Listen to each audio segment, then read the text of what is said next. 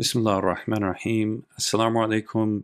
This is a brief introduction to the book Lessons in Islamic Beliefs. It's also been translated to English as Theological Instructions, but I prefer Lessons in Islamic Beliefs as a translation of the title. It's by Ayatollah Muhammad Taqi Misbah Yazdi, rahmatullahi alayh.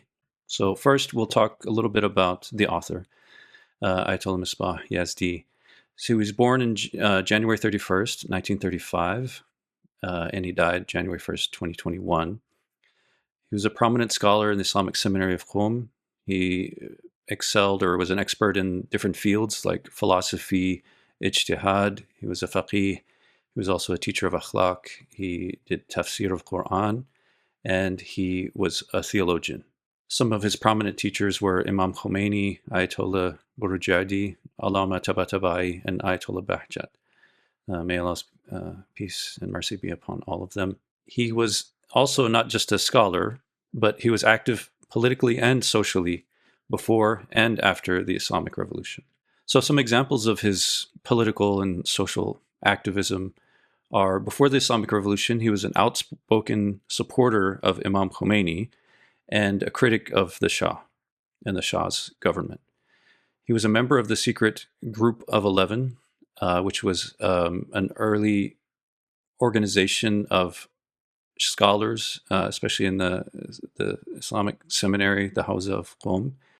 So a group of 11 scholars who their purpose was to organize themselves after the uprising of the 15th of Khordad, to organize their movement in order to oppose the oppressive regime of the Shah. And he was involved in publishing anti-government articles and journals, which were influential.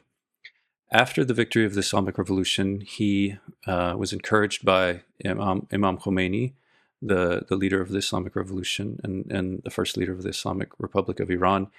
He founded several universities, institutions, and schools, including the Imam Khomeini Educational and Research Institute. He was also a member of the Assembly of Experts and the Supreme Council of the Cultural Revolution. Throughout his life, he promoted concepts of Islamic ideology in all aspects of life, including social and political.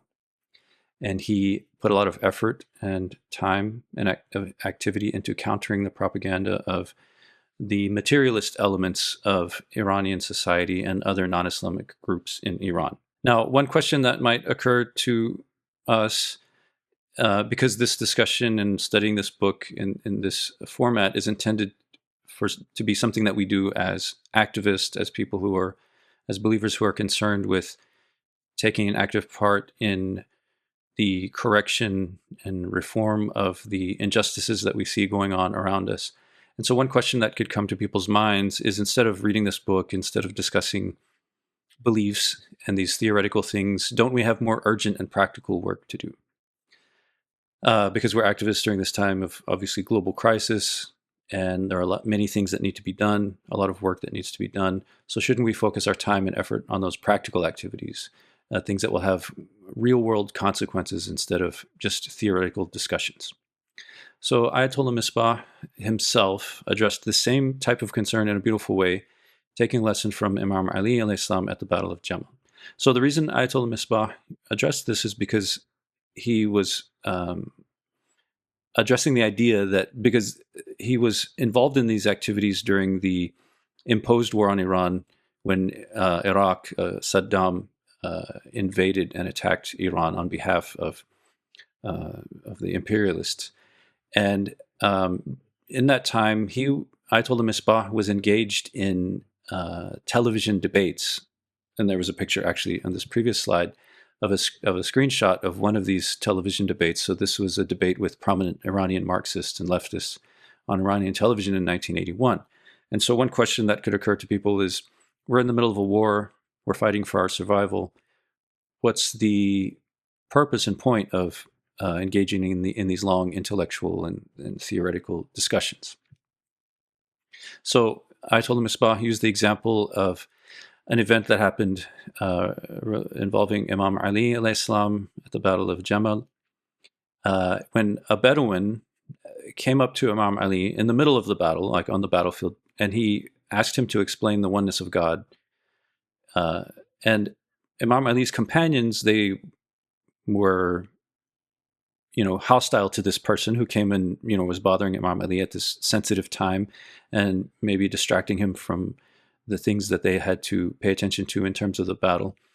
But Imam Ali corrected them, and he said to them, let him speak. He says, what this person is seeking is the very thing we demand from these people whom we are fighting with.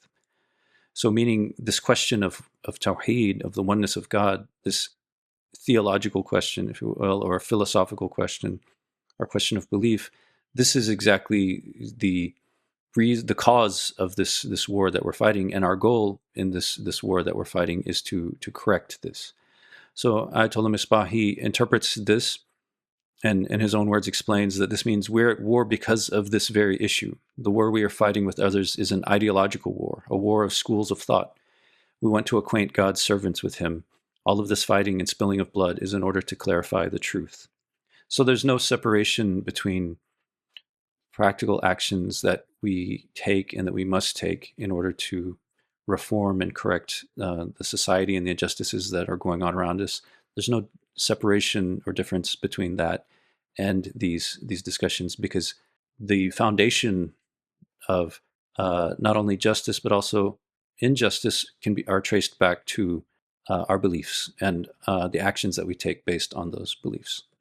So this book in Farsi is called Amuzish Aqaid, which I think is best translated into English as Lessons in Islamic Beliefs.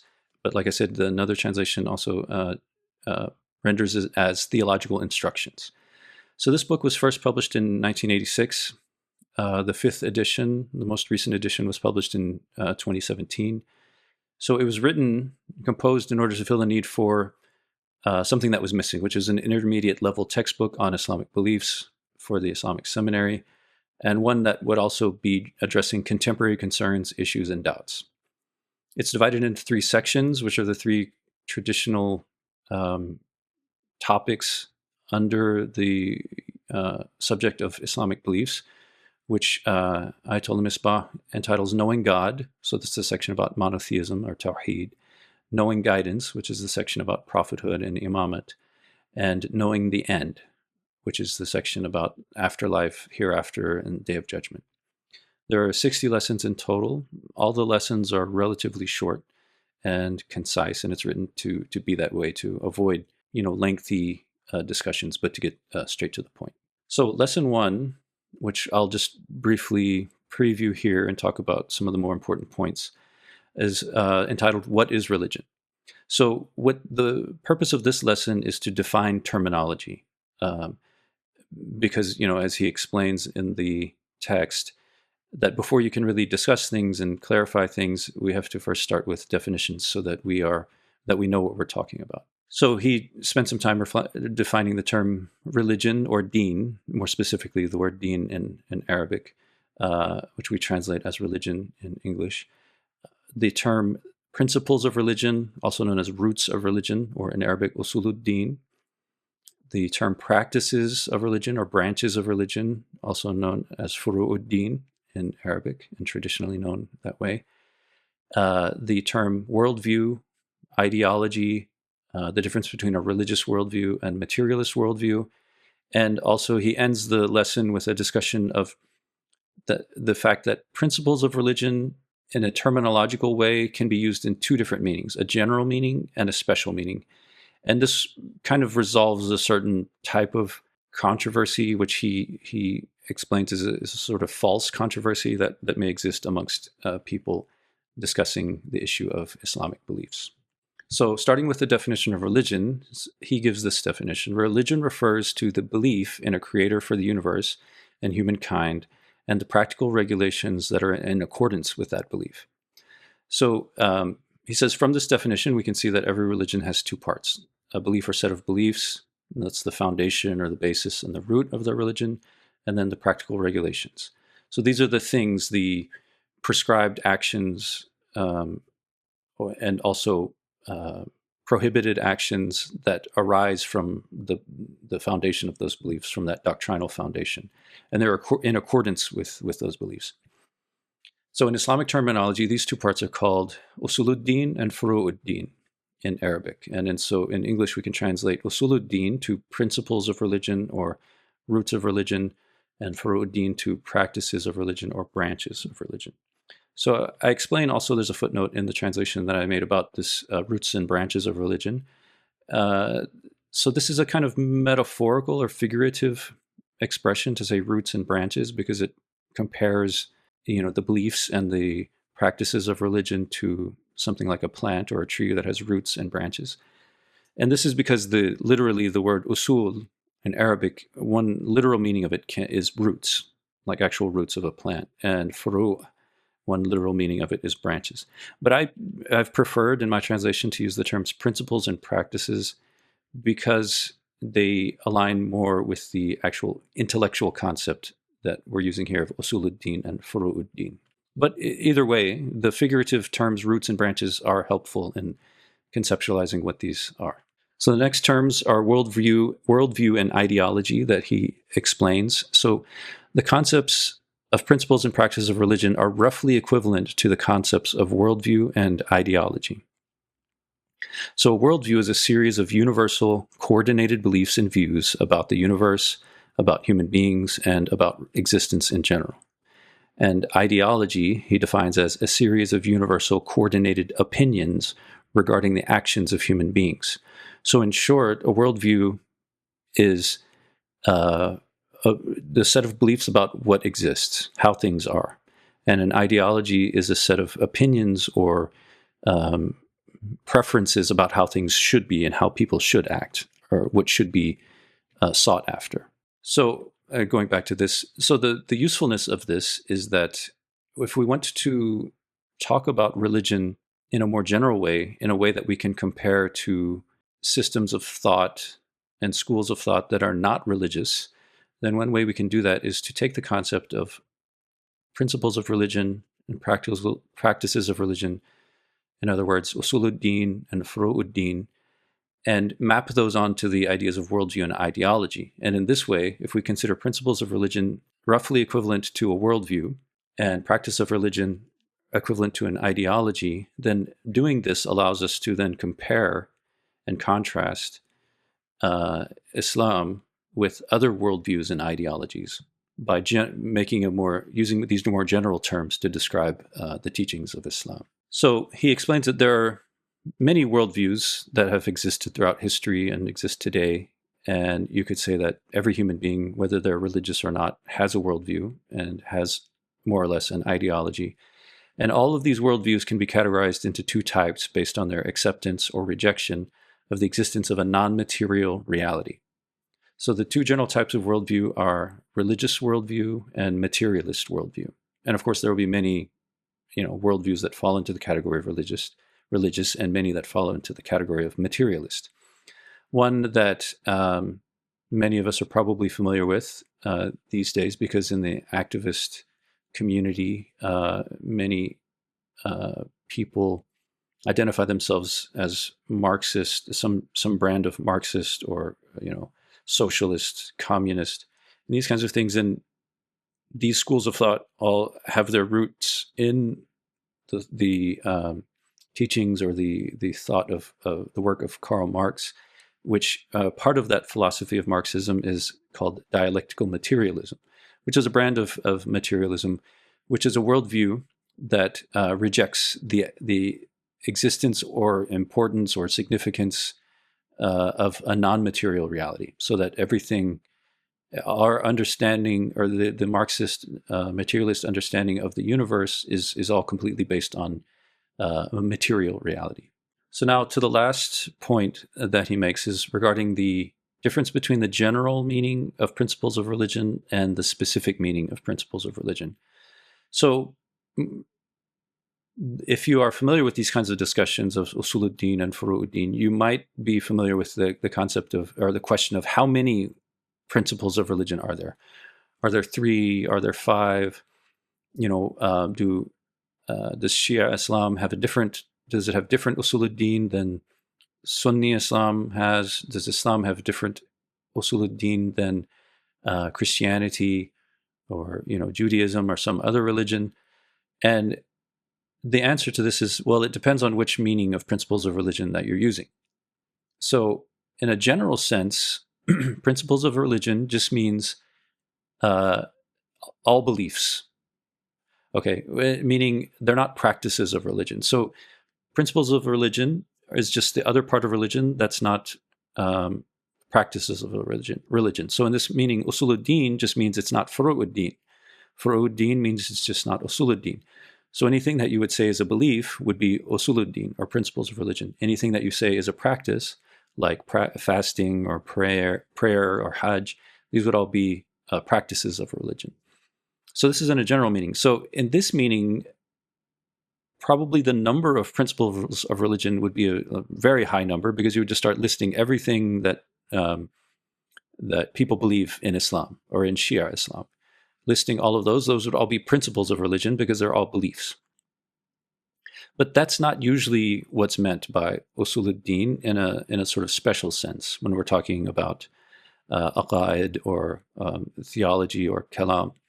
In the special meaning, what's meant by principles of religion are the most fundamental beliefs of religion from which all other beliefs arise.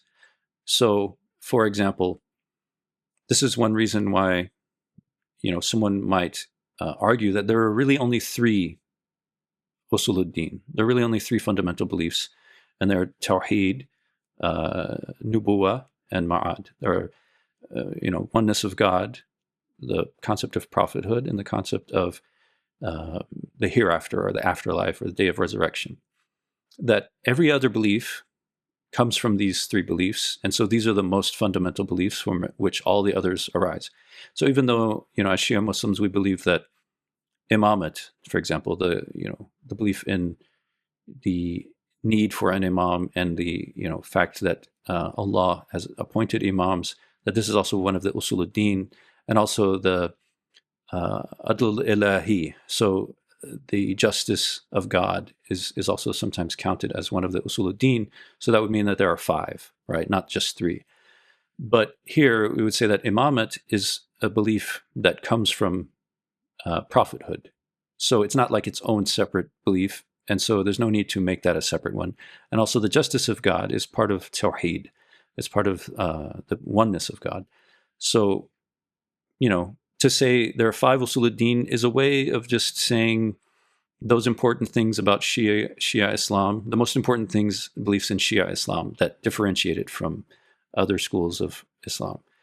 But if we're really talking about usuluddin in the most special meaning, then we would say there are three, basically. But this is not even really a controversial thing. It's just a matter of definition. If you define it one way, you'll end up with a certain number. If you define it another way, you'll end up with a different number. And another special meaning of usuluddin is the meaning of all the beliefs that all divine religions share. So meaning those religions that are based on revelation, for example, Christianity, Judaism, and Islam, they all the fundamental beliefs that they all share, these would be usuluddin. And this also happens to coincide with the three usuluddin from the other special meaning. In other words, oneness of God, the concept of prophethood, and the concept of the afterlife. So all divine religions share these three general principles, which I was just mentioning. So this is principles of religion, or usuluddin, according to the special meaning. So belief in one God, belief in eternal life for every individual in the hereafter, and receiving of reward and punishment for the actions that were performed in this world. Belief in the sending of prophets from God, the Most High, nubuwah, and this is for the guidance of mankind towards ultimate perfection and happiness in this world and the hereafter. So these are usuluddin. So finally, I just wanted to raise some questions that we could discuss in applying this to activism. So one is, how are the concepts of worldview and ideology relevant to activism? Two, how can a deeper and stronger understanding of Islam inform the way we work together with activists and groups who have worldviews and ideologies that differ from Islam? And number three, when Muslims participate in activism alongside materialists, is Islam seen and treated more as a secondary cultural ethnic characteristic of Muslim activists, or as a foundational, independent, and fully formed worldview and ideology in itself? And that's more of, what's your perception or what's your experience of that for number three. Okay, so I hope this helps us prepare, a little bit better, so we don't have to use so much time in our actual discussion for just going over these concepts. If you have any questions that I could help, to explain, or something's not clear from your reading or from this presentation, then inshallah, please let me know in the discussion.